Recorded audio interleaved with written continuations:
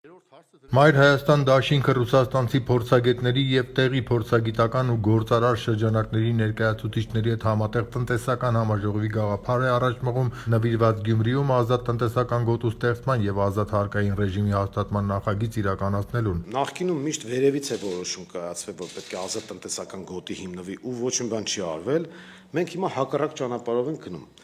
Մենք այդ ծրագիրը դարձրել ենք ուղերձի մաս, որը պետք է դառնա ապագա Գյումրիի ավագանու ուղերձ, ոչ թե առանձին ֆրակցիայի, այլ ուղերձ։ Անդրանիկ Թևանյանն ասում է, որ փաթեթը պատրաստ է եւ այն էական տարբերվում է մինչ այս պահը առաջարկված գաղափարներից եւ էական չէ, թե այն ով կյանքի կկոչի։ Սա առավել լայն ներկայացված է նաեւ Գյումրու քաղաքապետի թեկնածու Կարեն Սիմոնյանի նախընտրական խոստման մեջ։ Կանես իշխանությունները շատ լավ չի անի, մենք կարծում ենք, որ չի անի, որովհետև չեն արել արդեն, ուրեմն այլ իշխանություններ դա կանեն, բայց ծրագիրը կա, փաթեթը կա,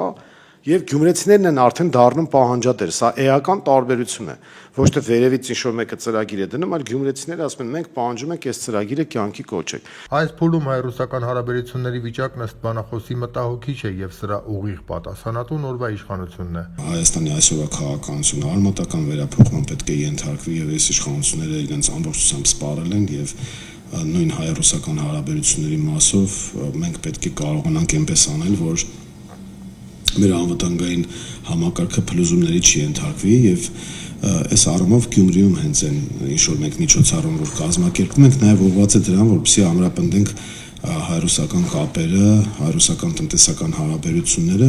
Անդրանիկ Թևանյանն ասում է, որ Գյումրին կարող է դառնալ ոչ միայն Հայաստանի հյուսիսային մայրաքաղաքը եւ ռեգիոնալ լուրջ տնտեսական հարցեր լուծելի շնորհիվ ազատ տնտեսական գոտու, այլև կարող է դառնալ տարածաշրջանային կարևոր հանգույց, քանի որ առկա են գրեթե բոլոր տրանսպորտային հաղորդակցության հնարավորությունները եւ դիրքով մոտ է սահմանակից պետություններին։ Արամ Գրիգորյան, Գևորգ Դարփինյան, Դրաբեր։